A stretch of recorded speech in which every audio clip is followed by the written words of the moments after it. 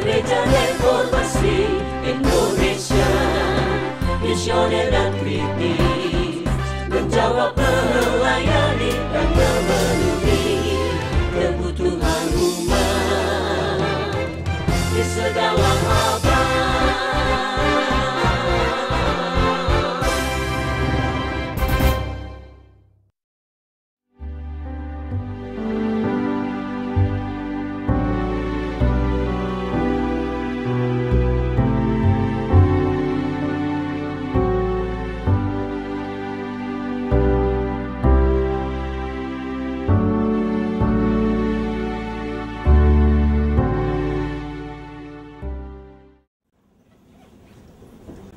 Baik, kita kembali akan membuka Alkitab kita dan menyiapkan dari Kejadian pasal 25.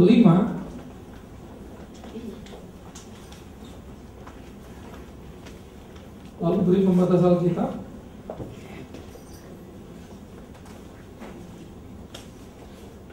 Lalu Kejadian pasal 27.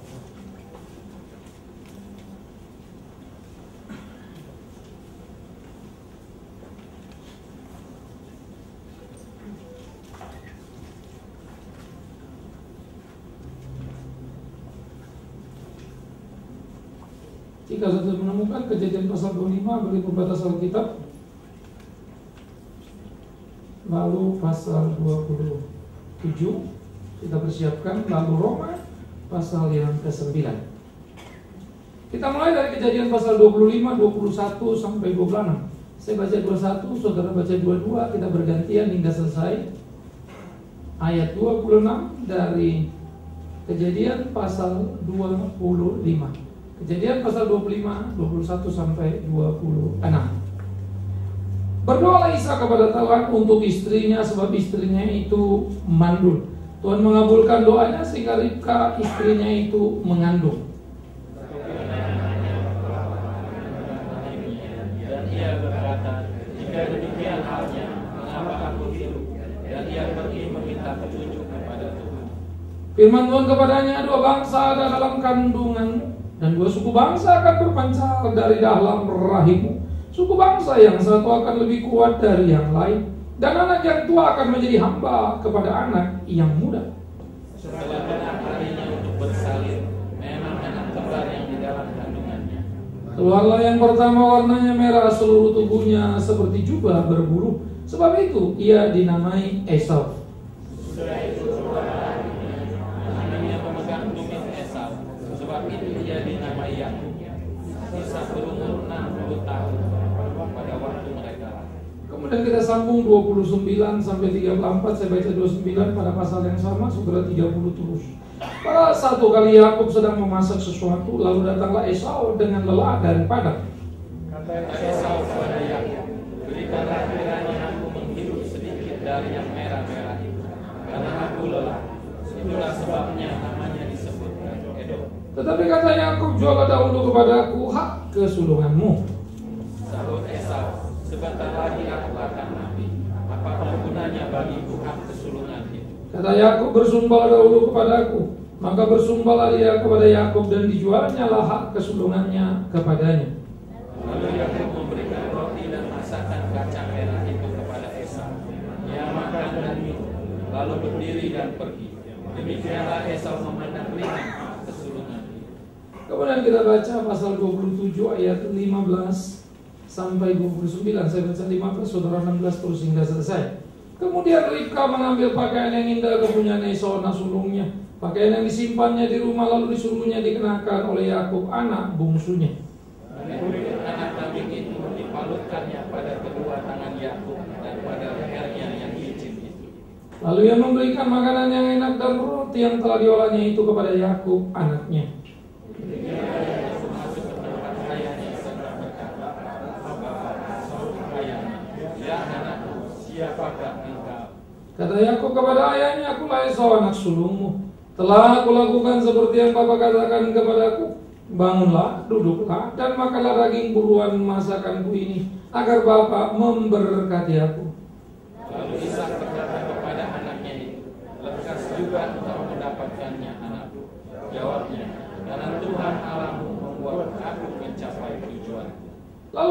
Ishak kepada Yakub, datanglah mendekat anakku, supaya aku meraba engkau, apakah engkau ini anakku Esau atau bukan? Maka Yakub mendekati Ishak ayahnya, dan ayahnya itu merabanya serta berkata, kalau suara Yakub, kalau tangan Esau. Jadi Ishak tidak mengenal dia karena tangannya berbulu seperti tangan Esau kakaknya. Ishak hendak memberkati dia. Tapi dia masih bertanya, benarkah engkau ini anakku Esau? Jawabnya, iya. Lalu berkatalah Ishak, dekatkanlah makanan itu kepada aku supaya aku makan daging buruan masakan anakku, agar aku memberkati engkau. Jadi didekatkannya lah makanan itu kepada ayahnya, lalu ia makan. Dibawanya juga anggur kepadanya, lalu ia minum. Berkata Ishak ayahnya kepadanya, datanglah dekat-dekat dan ciumlah aku anakku.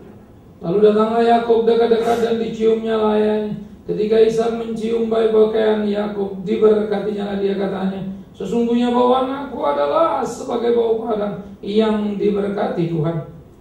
Allah akan memberikan kepadamu embun yang dari langit, dan tanah-tanah tumbuh di bumi, dan gandum serta anggur berlimpah-limpah. Sama-sama bangsa-bangsa akan takluk kepadamu, dan suku-suku bangsa akan sujud kepadamu.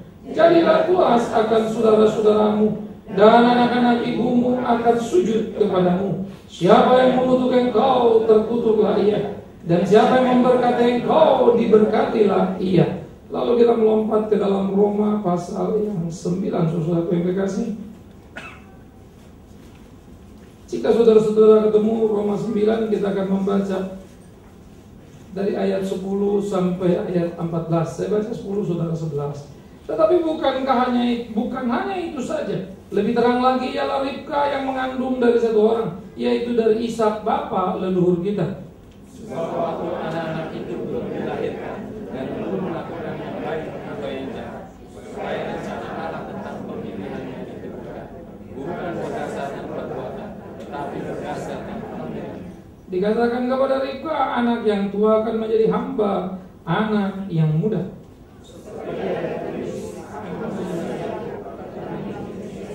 Sama-sama. Jika demikian, apakah yang hendak kita katakan? Apakah Allah tidak adil? Mustahil. Saudaraku yang kekasih, pada waktu kita memikirkan bagian ini, kita menemukan pemahaman yang sangat luar biasa di dalam satu kisah yang juga susah untuk kita mengerti. Mengapa? Bagaimana Tuhan menyatakan karyanya? Bagaimana Tuhan menyatakan kedaulatannya? Ini menjadi misteri Natal yang kedua. Kemarin kita berbicara tentang pemberontakan Adam dan anugerah Allah. Sekarang kita akan berbicara tentang penipuan Yakub, tetapi kedaulatan Allah. Esau menjual hak kesulungannya memang adalah sebuah kebodohan, karena dia menjualnya dengan alasan yang tidak kuat. Pertama, sebetulnya ia menggantikan dengan barang murah, hanya satu mangkok sop kacang merah saja. Dan yang kedua, sop kacang merah itu adalah sop kacang merah yang bisa dibuatnya kelak. Tidak perlu ia menjual hak kesulungannya untuk itu, tetapi itu dilakukannya. Yang ketiga, saudara yang kekasih, bukan hanya itu saja, dan dia melakukannya untuk sekejap saja. Ketika pulang dari padang, dia lelah dan lapar dan tertarik dengan makan itu yang memakan sekejap, dan selesailah semuanya. Hak kesulungannya dijualnya.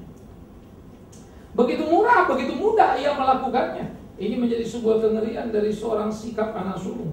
Pada perspektif waktu lampau, sulung mempunyai nilai yang sangat tinggi. Ya, bagaimana kita harus memahami kesulungan tidak bisa kita pahami dalam perspektif masa kini. Dalam perspektif masa kini, anak pertama, kedua, atau ketiga tentu sama saja. Tetapi di waktu lampau, dalam perspektif perjanjian lama itu berbeda. Sehingga ada yang dikerjakan karena kita dapat berlangsung secara progresif. Itu disebut sebagai progressive revelation. Sebuah pengwahyuan yang terus-menerus bergerak menjadi penggenapan yang hebat. Sehingga kalau dulu anak laki-laki menjadi suatu anak laki-laki yang penting karena menjadi penerus dari keluarga, itu situasi yang ada. Yang kedua, anak sulung menjadi anak yang paling penting karena kemudian dia menjadi nama. Itu juga menjadi bagian daripada pergerakan sebuah tradisi di mana konteks juga Tuhan katakan. Tetapi kemudian sesudah dari PL berkembang ke PB, terus berkembang lagi kepada masa kita sekarang. Sehingga kita harus berlaku secara secara tepat sesuai dengan kehendak Tuhan. Kalau dulu dikatakan beranak cucu penuhilah bumi, sekarang bumi sudah semakin penuh. Mesti bijaksana beranak cucu kan begitu. Bukan soal beranak cucunya saja, penuhilah bumi ada menjadi satu, limited terhadap apa yang bisa kita kerjakan.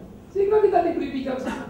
Kalau dulu di hari Pentakosta ketika para rasul berkumpul, mereka mengatakan kebesaran Tuhan dalam berbagai asa, dalam sekejap mengucapkan kata yang mereka tidak tahu. Tetapi sekarang kita tidak boleh lagi berkata, saya mau menginjili ke China lalu angkat tangan berdoa, Tuhan buat aku bisa berbahasa Mandarin. Ngomong kosong itu, banyak kursus, pergi kau bilang.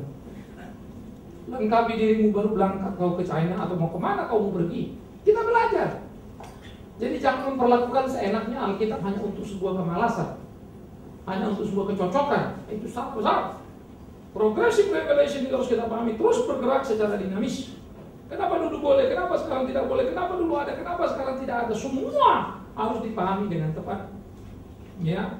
Nah, oleh karena itu di dalam konteks kemasaan Esau, kesulungan menjadi amat sangat penting di kalangan bapak orang beriman. Tetapi Esau menjualnya.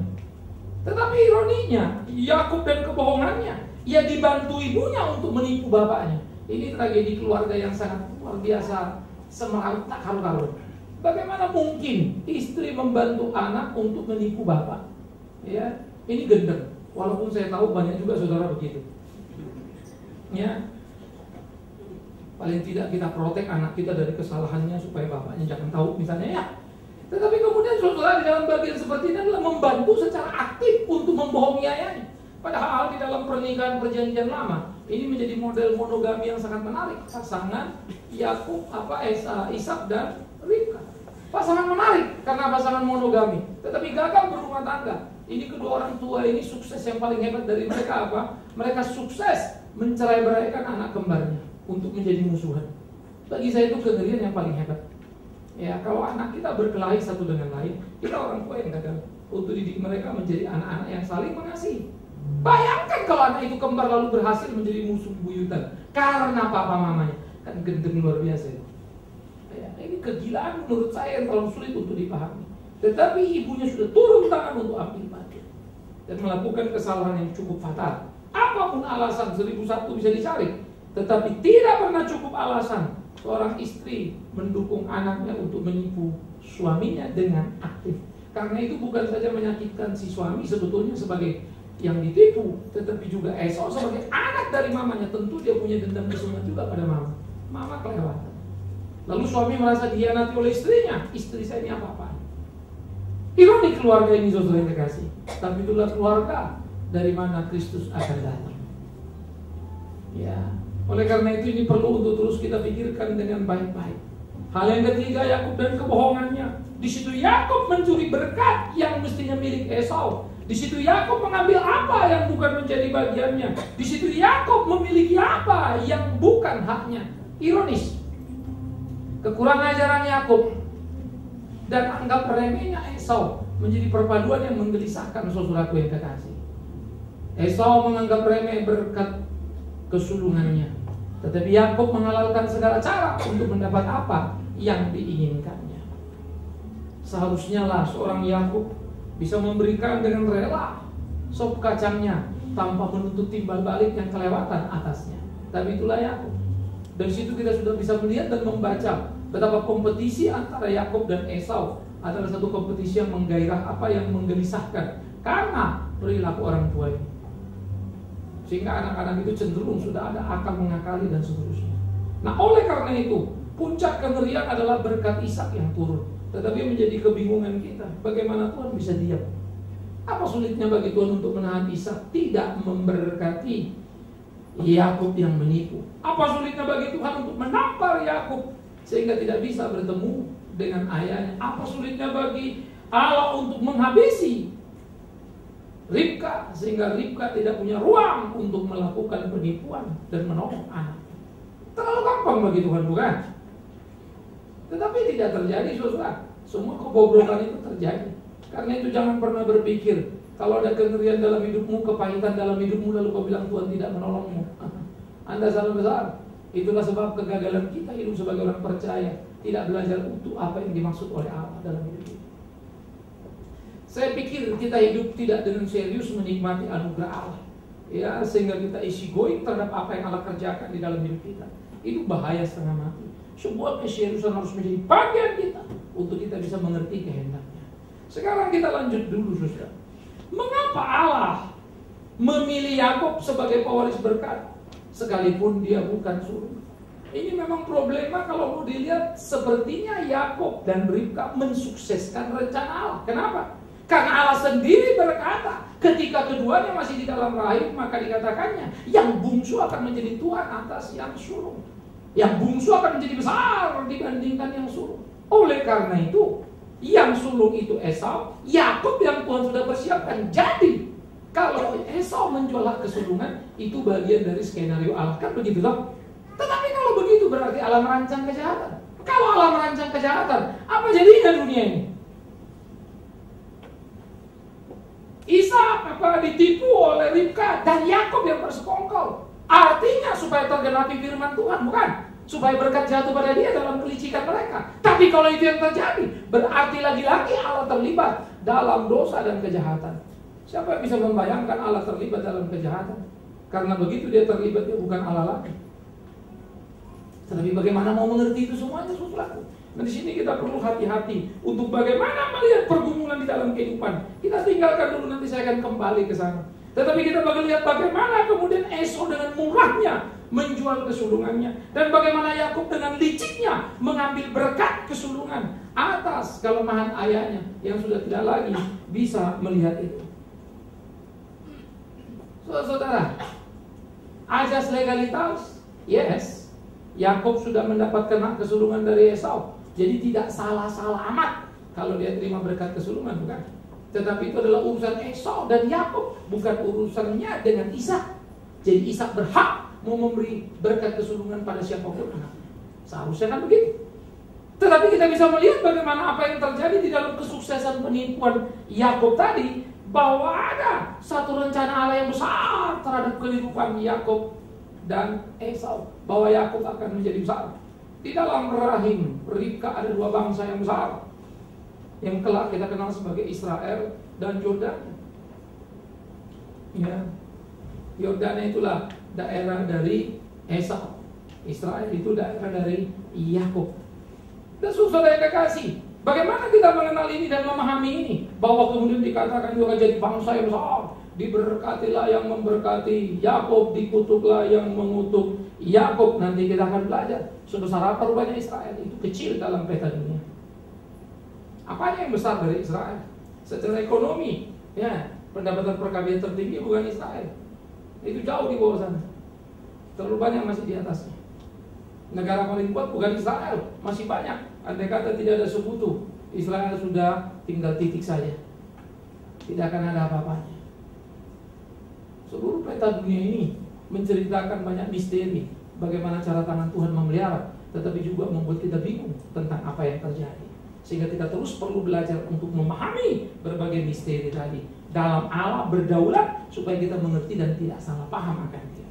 Kembali, Yakub sudah dipilihnya jauh sebelum Yakub lahir ke dalam dunia. Yakub menipu ayahnya untuk mendapatkan berkat Allah. Sebuah ironi, yes, itu ironi yang sangat besar, tidak boleh terjadi. Tetapi Yakub sudah melakukannya dan berhasil. Tetapi dalam keberhasilan penipuan Yakub, memang tepat berkat kesulungan harus jatuh pada si Yakub.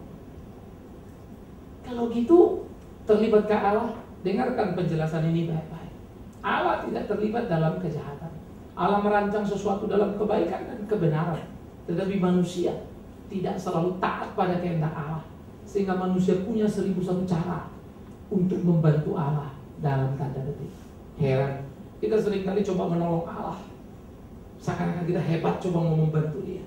Saudara-saudaraku yang kekasih, kedaulatan Allah berlaku atas Yakub, tetapi Allah tidak pernah mengizinkan Yakub untuk menipu karena dia sendiri melarangnya. Tapi bagaimana kesuksesan Yakub? Maka jawabannya sangat sederhana. Rencana Tuhan selalu sukses pada dirinya, tidak bergantung kepada manusia. Kelemahan manusia tidak akan pernah menggagalkan rencana Allah, tapi keunggulan manusia tidak akan pernah mensukseskan rencana Allah. Rencana Allah unggul, sukses pada dirinya, di dalam kelemahan dan kekurangan manusia. Karena itu, jangan Jangan pikir kalau kau bisa melayani lalu kau pikir itu keunggulanmu. Salah, itu Tuhanmu. Bisa jadi kau sukses melayani tapi Tuhan buang kau. Itu sebab saya suka Alkitab ketika mengatakan tidak setiap orang menyebut nama Tuhan, Tuhan masuk surga. Mereka yang melakukan kehendakku. Masih setuju. Tetapi kemudian ke bawah lagi 21-23 lebih serius lagi. Ada orang berkata, aku usir setan dalam namamu, aku membuat mujizat dalam namamu. Tapi Yesus berkata, nyala pembuat kejahatan, aku tidak kenal kau. Padahal orang ini dipuji-puji di gereja. Itulah kecelakaannya gereja. Itulah kejahatan gereja. Karena selalu memuji pendeta yang terlalu hebat, terlalu lebih, lalu diidolakan berlebihan. Kecelakaan pendeta, menerima itu dan merasa dirinya paling hebat dan luar biasa. Minimal dia sudah mendapat upahnya. Kau memberitakan Injilku kemana-mana, kau terkenal, kau ambil pujian itu, kau sudah dapat upahnya, zero. Kau tidak dapat apa-apa dari Tuhan.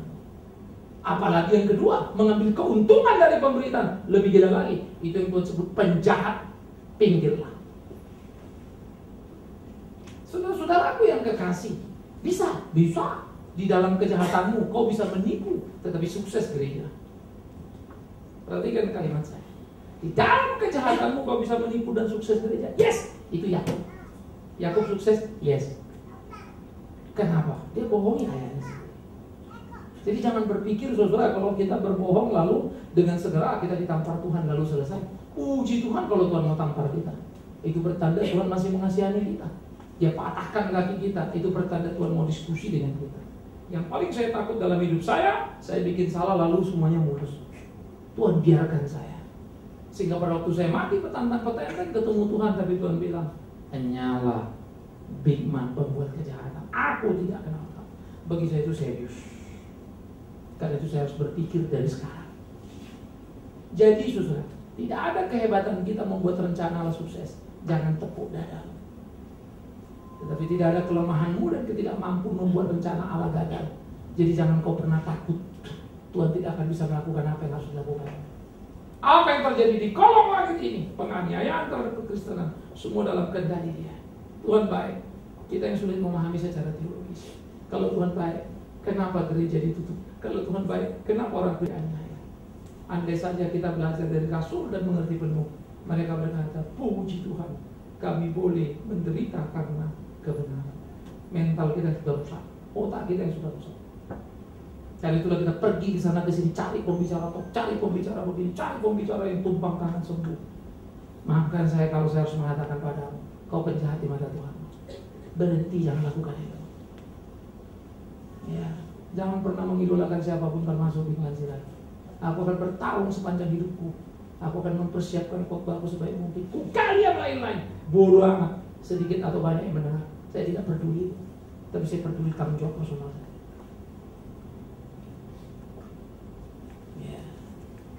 Tidak penting bagi saya orang akan hargai saya apa tidak, tapi penting bagi saya untuk menghargai Tuhanku yang telah menyatakan cinta kasihnya padaku. Oleh karena itu Yakub menjadi sebuah misteri yang besar. Tetapi disitulah kita melihat kedaulatan Allah, tidak ada yang bisa mengganggu-ganggu. Tetapi jangan pernah bermain-main seperti yang saya bilang tadi. Jangan pernah berpikir kita bisa bermain dengan Dia. No. Banyak sekali orang sukses berpikir menipu Allah. Saya bilang salah. Dia memperalat Allah katanya. Salah, tidak ada orang bisa memperalat Tuhan. Yang ada Tuhan memperalat kebodohan dia. Dan itu jalan dia ke neraka. Karena itulah perlunya serius dalam kehidupan kita. Jadi kalau saudara lihat gereja besar, penuh orang, wah itu diberkati Tuhan. Sorry saudaraku, Anda salah besar. Membuat gereja besar dan ramai itu gampang. Karena itu cabut kalimatmu yang berkata, kan gak mungkin Pak mereka penuh berkembang kalau tidak diberkati Tuhan. Komunis berkembang di kolong langit ini, jahatnya setengah mati. Tak takut Tuhan dia. Tapi kalau lihat komunis sekarang, China itu menjadi model yang sangat luar biasa. Itu raksasa besar yang kelak akan menjadi mengerikan. Tidak menutup kemungkinan dia akan menjadi hero di dunia ini. Saya kira tinggal menunggu konsistensi saja. Kalau China konsisten dengan sikapnya sekarang, Amerika ketinggalan. Amerika sudah sulit memperbaiki diri. Amerika sudah masuk pada gaya hidup kapitalis yang sangat mengerikan, hidup yang sangat boros. Amerika tidak mungkin irit lagi. China masih bisa irit. Maka dia akan high profit karena low cost. Amerika sulit high profit karena sangat high cost. Dan hidupnya sudah sangat berlebihan. Amerika menghabiskan bensin paling mahal. Mereka tidak bisa hidup dengan mobil CC kecil. Ya, mereka sudah hidup dengan gaya yang sangat tinggi dan mahal sekali. China murah setengah mati. Kalau dia konsisten, rakyat cukup makan terus. Dengan itu, saya kira tidak perlu tunggu 20-30 tahun.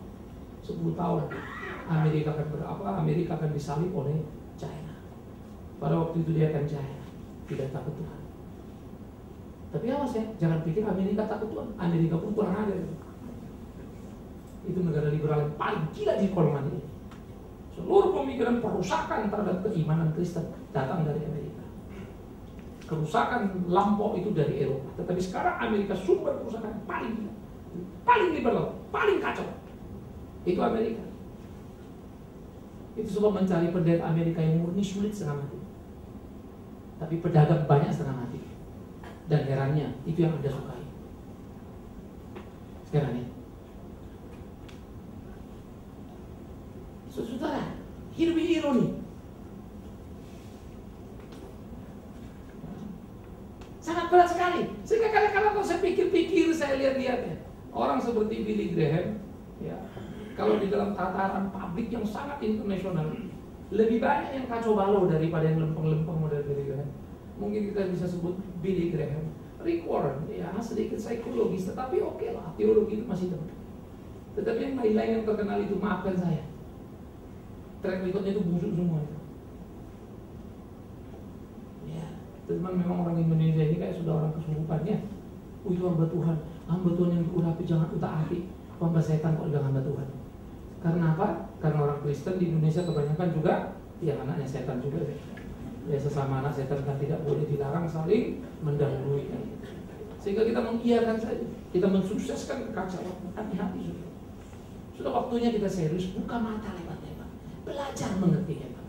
Demi Tuhan hidup serius. Ya. Oleh karena itu kalau kita bertanya, ya, bagaimana perjalanan hidup? Bagaimana kedaulatan Allah yang berlangsung dalam hidup manusia? Keberhasilan Allah tidak bergantung pada manusia. Kelemahanmu tidak menghalanginya, keunggulanmu tidak mensukseskannya. Dia hanya memakai kita jadi alatnya. Tapi puji Tuhan, kalau dalam rencana Allah, engkau bisa masuk sesuai dengan apa yang Dia mau. Hidupmu luar biasa. Nah ini yang akan kita mulai lihat. Di mana korelasinya? Mengapa Allah memilih Yakub yang penipu? Tapi jangan lupa, Allah tidak memilih Yakub yang penipu. Allah memilih Yakub dalam kedaulatannya dan menghukum Yakub yang penipu. Perhatikan kalimat saya baik-baik. Allah tidak pernah memilih Yakub yang penipu. Allah memilih Yakub dan menghukum dia karena dia menipu. Itu sebab ditipunya bapaknya, ditipunya saudaranya. Maka gantian mertuanya menipu dia, anaknya menipu dia. Anak tipu bapak, kau ditipu. Saudara tipu saudara, ditipu lagi sama mertua sendiri. Gila ya. Maka hidup Yakub itu sebetulnya berat setengah mati. Dan dia disiksa dalam hidupnya ketika dengar Yusuf sudah mati. Hancur sudah kebahagiaannya. Harapannya. Padahal Yakub masih hidup. Coba mulai pikir, kalau 7 tahun saja masa sukses panen itu, lalu 7 tahun kelaparan baru mereka jalan. Anggap itu pada 1 tahun kemudian setelah stok habis. Berarti tahun ke-8 atau tahun ke-9. Ditambah titisan karir daripada Yusuf beberapa waktu, saya belum meneliti secara tuntas. Ya. Paling tidak ada 15-20 tahun Yakub kehilangan Yusuf. Nangis-nangis tiap hari, pikir siang malam, pikir lagi. Ternyata dia ditipu anaknya, tapi 20 tahun paling tidak hidup dia sudah hilang dari yang dia jalani karena penipuan anaknya. Kau main-main dengan bapakmu dalam satu peristiwa, tidak lama lagi Ishak mati, kau lebih panjang lagi dapat. Jadi Tuhan tidak pernah mengasihi Yakub yang penipu. Tuhan memilih Yakub, bukan yang penipu. Yang penipunya dihukum lagi tipu. Jadi jangan pernah pulang nanti mikir, gak apa-apa lah kita cuang-cuang begini hidup kurang aja. Tahu juga diberkati kayak Yakub, enak aja. Digampar ini. Maka tabur tua itu berlaku. Allah mengasihimu, yes. Mungkin Allah menyelamatkanmu, yes. Saya juga tidak tahu seri apa. Tapi bisakah kamu hidup salah? Oke-oke aja. Oh, nanti dulu. Kalau orang pilihan Tuhan, tidak mungkin kau hidup salah seenakmu. Pasti Tuhan akan hajar kamu. Tapi pilihan Tuhan tetap berlaku atasmu. Tapi Tuhan akan hajar engkau atas kesalahan. Nah, oleh karena itulah ini kita mesti mengerti bagaimana cara Tuhan yang bekerja luar biasa. Tuhan membuat satu hukum yang menjadi prinsip dalam kehidupan kita. Sesuatu hukum yang bersifat secara umum. Saya suka berkata, siapa yang rajin? Pasti pintar. Siapa yang jujur? Banyak kawan, banyak orang suka. Siapa yang baik? Pergaulannya bagus. Orang yang seperti ini kerja pasti mudah. Itu hukum, umum. Saudara kalau bergaul baik dengan penjahat sekalipun, penjahat akan baik padamu. Tidak ada ketakutan dalam dunia ini. Yang ada kesalahan pada diri, kurang bergaul. Ya, selalu pikirkan baik-baik. Saya suka bertanya pada banyak orang. Kalau ada satu jalan, kita mau pulang ini 5 menit, tapi kalau jalan lain putar sampai lebih dari setengah jam. Oke, lalu kita mau pulang malam. Ini yang 5 menit ini motong, ini daerah preman gila ini, sadis semua ini. Ya, kalau muter, ya muter. Kita pilih lurus apa muter? Hah? Lurus 5 menit penjahat semua. Kita pilih lurus apa muter? Muter aman, setengah jam. Ya. Kenapa kita pilih muter? Aman. Kenapa nggak lurus? Karena apa? Banyak penjahat. Salah. Karena nggak ada yang kau kenal penjahat itu. Kalau kau kenal semua penjahat itu pasti kau lurus. Nggak ada persoalan kan? Karena bukan orang jahat masalahnya. Kau masalahnya tidak kenal penjahat. Itu saja masalahnya. Saya antem banget kalau daerah tertentu di mana saya. Daerah saya tertinggi orang bilang ngeri dan segala macam. Yes, kalau you nggak bergaul. Satu warga saya laporan, lupa saya rumahnya pintunya digembok dari luar sama, nggak tahu anak-anak iseng siapa. Tapi saya tanya kiri kanan lagi, saya tanya pakai kadang-kadang dia sih Pak susah juga, plengok mau bilang dia luar juga enggak, pasti anak-anak yang ngerjain. Nah, jadi susah juga lagi kita. Saya kalau teriak anak, stop semua ini. Karena saya memang suka di mereka lihat saya nongkrong di tempat asik, duduk juga sama yang bajingannya kan, dipikirnya saya salah satu dari mereka. Pasti dia takut ya. Bingung tak temannya bajingan itu. Jadi bagaimana kita menempatkan diri kita? Itu hukum alam. Tetapi apa benefitnya kalau saya rajin lalu pintar? Ini orang dunia rajin lalu pintar. Beda. Orang dunia rajin pintar, yes. Anak Tuhan rajin pintar, yes. Plus bijaksana. Tuhan akan tambahkan sama kamu wisdom yang tidak ada pada orang dunia. Itu beda. Tapi kemudian orang yang penuh dengan cinta kasih, bukan saja rajin pintar tapi juga baik bergaul, pasti dia punya wisdom juga. Yes. Lalu apa bedanya lagi sama anak Tuhan? Kau anak Tuhan yang sungguh-sungguh, kau sudah pintar punya wisdom, dan juga pintar punya wisdom, tetapi kau punya kepastian dalam wisdommu, karena kau tahu hidupmu dan matimu ada di tangan Dia. Nah orang ini tidak tahu, nanti mati urusan nanti saja, akan beda di sana. Itu sebab keunggulan anak Tuhan disebut jadi garam dan terang dunia. Itulah misteri pemeliharaan Allah yang harus kita pahami, yang kadang-kadang memang membuat kita confusing. Dia orang dunia, tidak kenal Tuhan, hidup juga indah, hidup juga baik. Buat apa kenal Tuhan? Bodohmu. Mestinya kau sadar, dia orang dunia, hebat, bagus. Aku anak Tuhan, tidak tampar pipimu, tolol, goblok, maki-maki dirimu itu. Banting itu dulu. Tidak layak seperti itu. Mestinya kau lebih baik dari dia. Kan begitu toh? Mesti lebih unggul dari dia. Hiduplah sesuai kehendak Tuhan itu. Lakukan yang Tuhan bilang. Tuhan sudah bilang sama kita toh, kalau kau hidup dengan aku, kehilangan nyawamu, kau akan mendapatkannya. Kalau karena orang dunia hilang nyawa, tidak ada yang berani jamin balik. Tuhan memberi kita itu. Apa yang kita takutkan? Tapi oleh karena itu saya ingin berkata pada saudara, lihat Yakub dipilih Tuhan, yes. Tapi kurang ajar, dihajar. Jangan sampai kita orang pilihan Tuhan tapi juga dihajar, karena hidup kita tidak tertutup. Mau saja. Ayo belajar. Ya, ini dengan asumsi ya, saudara orang dipilih Tuhan. Karena bisa jadi saudara kan dipilih.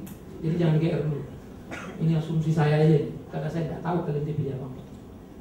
Kamu personal yang tahu kamu orang pilihan apa tidak.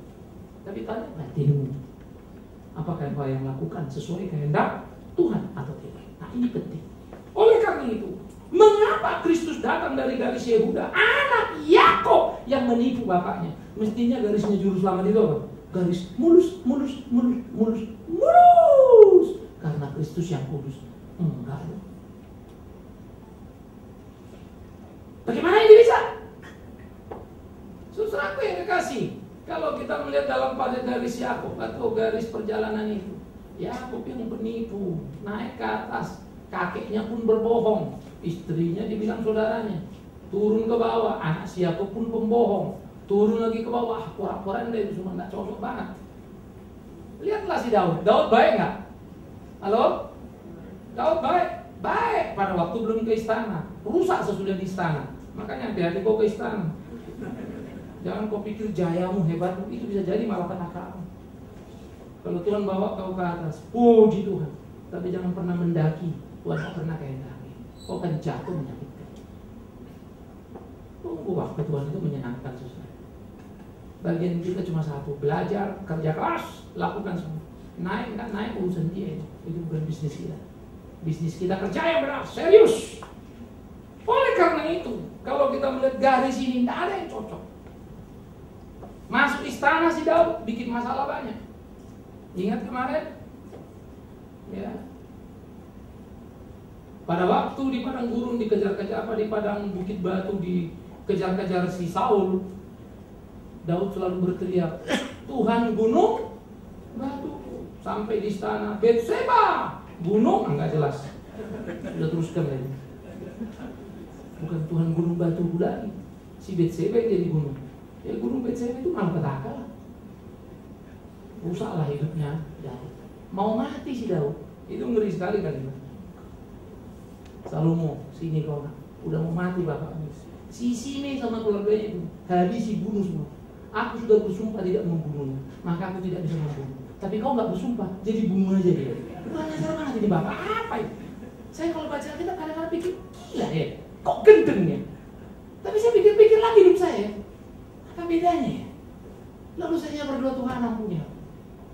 Kalau aku buat catatan hidupku seperti catatan hidup si Daud, ada bagian bagusnya Daud, banyak.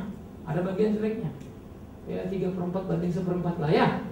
Sama dengan aku. Cuma Daud 3/4 baik, aku 3/4 jelek. Bedanya di situ. Kasih Tuhan, pilihan Tuhan. Tuhan menghajar. Saya lebih suka luka asal diperlukan Tuhan daripada saya sehat dilepaskannya. Bagi saya itu menjadi sakit. Jadi dari garis keturunan yang payah ini muncullah Yesus Kristus. Kemudian yang ketiga, saudara, mengapa Kristus Sang Mesias itu ditolak oleh bangsa pilihan Israel itu? Padahal dikatakan, hei Israel, hei Yakub. Itu janji kepada Abraham juga. Siapa memberkati Abraham, diberkati Tuhan. Siapa yang mengutuk Abraham, dikutuk Tuhan. Siapa memberkati Yakub, diberkati Tuhan. Siapa yang mengutuk Yakub, dikutuk Tuhan. Siapa yang dibantai Tuhan di padang gurun? Israel apa bukan? Puluhan ribu orang dibantai. Hajar habis-habisan. Kalau itu bangsa pilihan, kenapa dibantai Tuhan? Jelaskan sama saya. Kalau itu bangsa yang seperti kita bilang berkati dan diberkati, kenapa ini sendiri Tuhan sendiri bantai mereka? Karena ternyata Israel itu ada dua klasifikasi, sejati dan bukan. Bangsa pilihan itu ada dua klasifikasi, yang asli apa bukan, kambing apa domba, lalang apa gandum. Isunya tetap sama. Sehingga dibersihkanlah, maka Yakub, Esau, Yosua dan kawan-kawan, inilah yang dianggap Israel murni oleh Tuhan. Itu Tuhan yang ngajar. Tapi dia adalah gambaran palsu yang pantas. Mari kita lihat lagi dari Israel bangsa pilihan ini. Ada beberapa pribadi di dalam silsilah Yesus yang notabene bukan Israel. Siapa itu? Ada siapa? Di silsilah Yesus ini kalau ditarik ke atas, nah ini bukan Israel. Hah? Siapa? Ada Rahab si pelacur dari Yeriko. Ada Ruth wanita kafir dari Moabit. Yang jadi bapaknya Boaz, kakek moyangnya siapa itu nanti? Si Daud dan Yesus terus ke bawah. Bagaimana itu ceritanya? Nggak murni dong Israel. Nggak murni, Indo berarti kan? Berarti Yesus apa? Indo. Antara Israel dan Moab. Mau siapa bilang? Hati-hati terhadap istilah Israel dan bangsa pilihan. Tuhan pilih yang murni. Tuhan juga menyatakan pilihannya kepada Ruth, kepada Rahab, lalu kepada Ruth. Lalu dalam perjalanan berikut, saudara yang kekasih, bukan pribadi, bangsa yang dipilih Tuhan. Siapa itu? Halo? Niniwe. Lambat kali kalian tahu, Tuhan mengampuni. Berapa sekarang kurs dolar? Langsung cepat tahu semua. Apal kalau kursnya dolar. Dolar apa Pak? Mau tukar ya? Apal semua. Niniwe Sampai Yunus saja enak melihat Tuhan dalam tanda petik. Apa-apaan buat Tuhan? Ini bangsa kafir, bangsa jahat. Itulah terminologinya Yunus sebagai orang Israel Tuhan. Gak rela dia pergi, Tuhan tangkap, buang ke Niniwe. Ngomel-ngomel Yunus di Niniwe. Sambil jalan marah-marah dia. Dia khotbah sampai marah-marah. Satu bangsa bertobat Jadi jangan kau pikir kalau pengkhotbahnya itu persiapan bagus-bagus, makanya orang pada bertobat. Omong kosong ini. Kalau Tuhan mau mempertobatkan orang, brengsek pun pengkhotbahnya, banyak yang bertobat. Tapi yang bertobat ke surga, pendetanya ke neraka. Jadi gak usah heran kau kalau ketemu pendeta top di neraka. Banyak kali. Hati-hati. Maka saya selalu takut Tuhan, jangan sampai aku hanya kau peralat yang berteriak-teriak tapi bukan milikmu. Ampuni aku. Lebih bagus kau tutup mulutku dan aku tidak bisa bicara. Kalau kurang persiapanku, kurang baik-baik aku melayani. Permalukan aku. Jangan sampai orang dapat berkat dari kebodohanku, kesalahanku, lalu mereka ke surga dan aku goblok. Jadi jangan pernah berpikir kalau hebat. Tetapi ingat, kalau kau pendeta, kalau kau pengkhotbah, kau persiapan baik-baik, kau akan berkat Tuhan dapat. Amin. Itu yang mesti dilihat, bukan cuma keselamatan ini di dunia kita hidup ini. Yunus ada betulnya juga, karena 60 tahun kurang lebih kemudian Niniwe menyerbu dan menghancur jungkir balikkan Israel. Tapi Tuhan kalau mau pilih satu bangsa, mau apa? Dan semua Niniwe takut akan Allah yang hidup. Jadi ada perorangan, ada bangsa, ada. Di mana? Perjanjian lama, belum perjanjian baru. Maka kalau baca Alkitab jangan sepotong-sepotong, baca semua. Saya berkhotbah tentang sejarah Israel 6 kali 24. Ya 6 kali 4, 24 kali di radius. Saya terus sampai ke Kristus.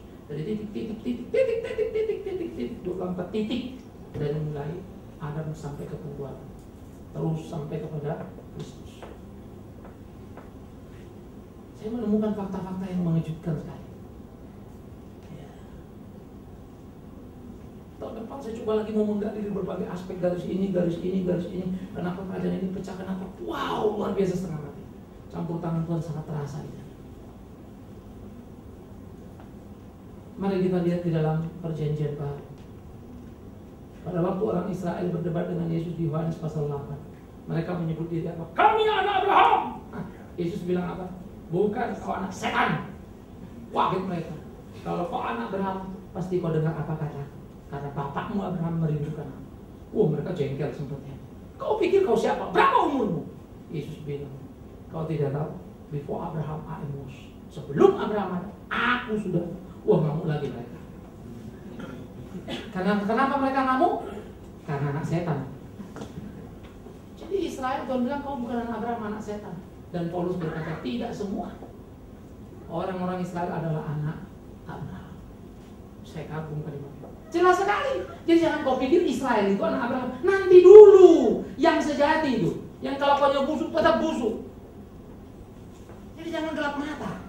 Jadi jangan kau pikir juga kalau pergi ke Israel, ayo ikut Pak Bigman atau Pak Yusuf atau siapa kita pergi ke Israel, udah sampai Israel, kita sudah memberkati Israel, kita akan diberkati. Bodoh kali kau, yang jelas dolarmu habis. Kau taruh di sana, devisa itu buat Israel. Tetapi kita mau belajar sejarah, history, di mana Alkitab itu terjadi. Wah betul. Maka saya sering kali heran melihat orang pergi ke Israel. Jangan asal berangkat dari Tuhan. Sini jadi magis. Kalau dari sekarang orang pulang dari Arab bawa air Zam-Zam, sudah ada yang bawa air Sungai Yordan. Ngapainlah kau bawa air Sungai Yordan? Pakai botol aqua yang isi 1 liter lagi, 1 kilo itu. Buang, angkur aja kau bawa. Ada nilainya kan? Kok air Sungai Yordan? Ada yang minta, Pak udahlah kau tuang, nanti sampai di Cengkareng aku yang isi. Nanti kasih sama dia. Ini dari Pak Bigman. Bilang saja gitu. Dari mana? Nggak tahu kau bilang urusan kulit. Buru kali kau. Satu bagasimu kau tambahin 1 kilo, 1 liter kan BCR 1 kilo. Tapi nggak tahu orang sekarang bisa begitu. Kayaknya saya nggak ngerti. Why? Ada batu yang dikumpul-kumpul lagi. Naik ke sini dibawa batu, dari sini bawa batu. Kau bawa batu itu semua mirip itu sama yang di Cibinong. Kali kau jalan-jalan, masukin ini batu dari ini. Mana bisa bedain saudara batu begitu ya? Kalau kau bilang batu ini merah delima ini kecubung ini apa, masih ada bedanya. Ini kok batu gitu bang. Tetapi nggak ngerti saya orang Kristen sudah ketularan saudara-saudara di sebelah. Jadi ke Israel sudah kayak naik haji bang. Saya takut nanti ada kuota pula lagi nanti. Indonesia. Tetapi miris loh saudara. Sekarang orang yang tren di sana. Bisa ratusan orang berumur, wah hebat pak, mereka 700, 500. Wah seminar, orang Kristen itu bisa bayar gila-gila hanya karena mau seminar di Yerusalem. 1 hari 2 hari ikut satu convention, lalu sesudah selesai itu bubar lagi masing-masing jalan sendiri-sendiri lagi. Saya bilang kau seminar begitu, di Jakarta aja kalau mau seminar. Ngapain kau ke Israel? Karena beda pak, kalau seminar di Jakarta kan itu tanah Jakarta pak, ini kan tanah perjanjian. Lah ilah, kau injak 5.000 kali pun kakimu bisu lagi, nggak sembuh gara-gara itu. Maafkan saudara, Tuhan marah, Tuhan nggak suka saya bikin ngeliat keadaban kita ini. Karena ini kita sembah-sembahin. Tuhan pernah marah sama murid-muridnya. Mereka kagum melihat Baik Allah, wah hebat, mari kita tinggal sini lagi. Stop. Apa yang kau lihat ini rata dengan tanah. Itu hardikan yang paling hebat. Baru bicara tentang akhir zaman dan seterusnya. Itu Markus 13 kekal setengah mati. Hanya rubuhlah Bait Allah. Siapa yang menubuatkan? Yesus. Mulut Yesus sendiri. Lalu dia bilang bukan itu. Dialah Bait Allah yang sejati. Bukan Bait Allah. Kubangun dalam tempo 3 hari. Dialah Bait Allah yang sejati. Sekarang kita punya Yesus. Kok mikirin Bait Allah mau dibangun lagi? Saya pikir very stupid. Kenapa kita kembali ke zaman dulu lagi? Di mana zaman bayang-bayang? Sehingga Allah nyata hadirnya lewat baiknya. Sekarang sudah Immanuel, Allah beserta dengan kita. Masa misteri sudah dibuka kita masih bodoh saja? Tapi faktanya yes. Karena maafkan saya, tidak semua orang Kristen pengen jadi Kristen. Kita ini kebanyakan Kristen kadang ritual kan, ikatan karena bapak emak kita, karena ini, karena itu dan segala macam. Gereja ini organisasinya Gereja Reformasi Indonesia. Anda atestasi menjadi bagian itu hanya untuk pelayanan-pelayanan gereja, meninggal apa segala macam, itu bisa kita lakukan. Kalau bukan anggota saya tidak bisa, karena saya tidak mau dimaki-maki gereja lain. Pak Bigman mencuri domba, padahal itu bukan dombanya sebetulnya. Siapalah kalian pun bukan dombaku, domba Tuhannya kan. Tapi organisasi saya mau tertib. Itu saja. Tapi karena kita gereja, Tuhan catat kalian masing-masing. Belajar, bertumbuh, mengerti kan Tuhan. Kita tertib organisasi secara strict. Tetapi menjadi penting the quality. Oleh karena itu garis sampailah ke garis kita ini. Jadi kita ini bukan Israel cangkokan ya, sorry, saya nggak suka istilah. Kita nggak suka dengar. Kita adalah Israel cangkokan. Cangkokan, dicangkok kemana kau? Nggak rela aku dicangkok ke si Yudas. Yudas juga Israel. Masa aku dicangkok ke Yudas? Tumbuhku jadi apa nanti? Jadi Judas lah. No. Kalau kau betul bangsa pilihan sejati, pohon dikenal dari apa? Yes. Itulah hidup. Dan itu hargai dirimu, jangan main-main. Kalau kau mau puji, kau mau sembah, kau mau kagum kepada Tuhan. Tetapi betul dia pakai Israel, sama seperti dia pakai Maria dan bukan Marta atau Maria yang lainnya. Sama seperti dia pilih gembala, bukan pemungut cukai apa dan lain-lainnya. Dia pilih Majus, bukan raja dan lain-lainnya. Nah, itu kedaulatan dia. Bisa nggak dia pakai bangsa Indonesia? Bisa. Kenapa tidak? Bisa ya. Cuma waktu itu kan kita belum lahir. Ini dia bilang janganlah kan gitu ya. Jadi dia pakai dari sana. Itu sejarah. Bisa nggak dia pilih Mesir dan bukan Israel? Bisa. Mana lebih jahat, Mesir sama Israel? Hah? Jahat mana? Kalau saudara lihat orang-orang yang di padang gurun itu jalan itu, kan memberontak, kan kurang ajar ya. Jadi nggak ada mujizat yang bikin orang bertobat, tinggal dia bikin kurang ajar terus. Jadi jangan kau bilang banyaklah mujizat supaya banyak orang bertobat. Cabut kalimat itu. Ya, Tuhan tolonglah sentuh hati tiap orang bertobat. Pertobatan karena sentuhan Tuhan. Ada mujizat nomor 5 ya, tapi bertemu dengan Tuhan pribadi. Kita sakit, puji Tuhan. Ini sakitku ku jalani hari-hari. Bukan sakitku yang bikin aku bahagia atau bikin aku susah. Tuhan, entah sakit, entah susah, atau sehat, atau kaya, nomor 5 ini. Tapi dengan Tuhan itu yang kebahagiaan luar biasa. Israel brengsek kan? Tiap hari 40 tahun itu kurang ajar ya. Kasih makan, kasih minum, luar biasa. Sekali lagi saya mau tanya, jahat nggak Israel untuk saudara? Halo? Di padang gurun itu jahat? Jahat, agak jahat apa jahat banget? Jahat banget. Saudara mirip dengan Israel? Mirip apa? Mirip agak tidak apa mirip banget? Halo? Mirip banget. Ya memang bagus lah pengakuannya.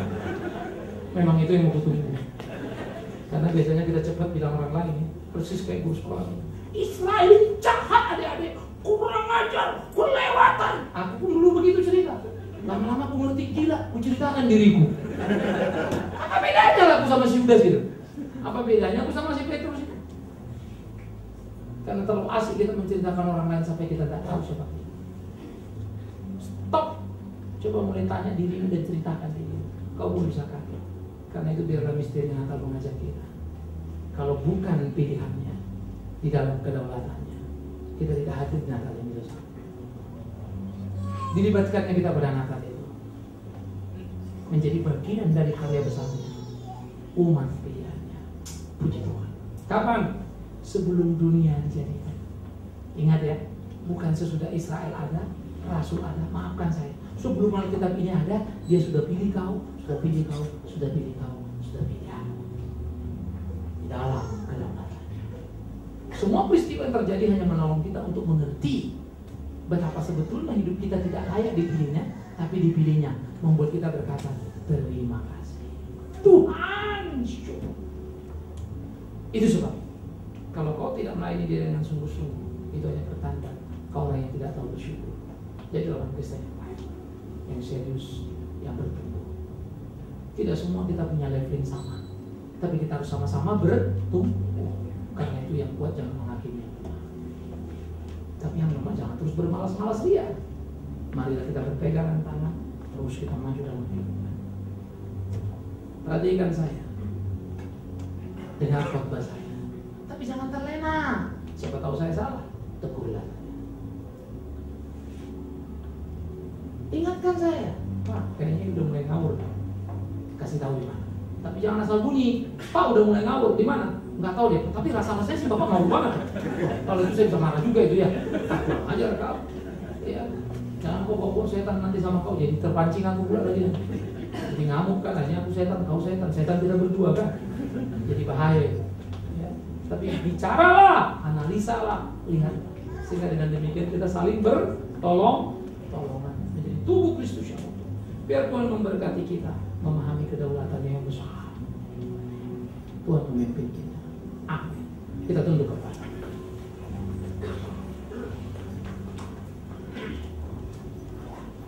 Ketika kami renungkan firman-Mu, ketika kami sadari kebenaran-Mu, tersertalah kami, ya Tuhan.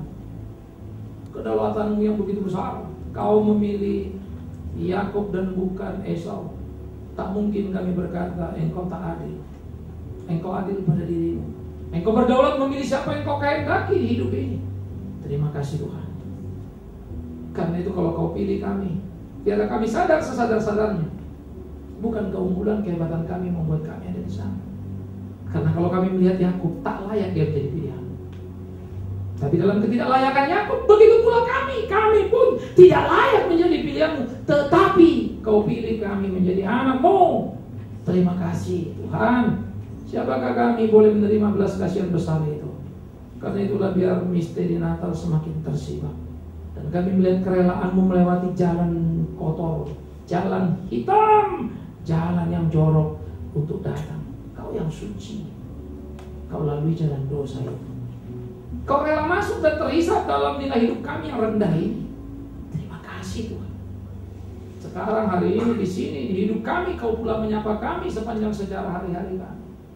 Sehingga biarlah kami terus menaruh hidup kami di dalam tangan-Mu. Berkati sertai kami dalam belas kasihan. Tuntun pimpin kami dalam tiap langkah kami. Demi Yesus Kristus Tuhan yang hidup. Natal yang sejati itu Kami berdoa, kami bersyukur pada Bapa di dalam surga. Amin.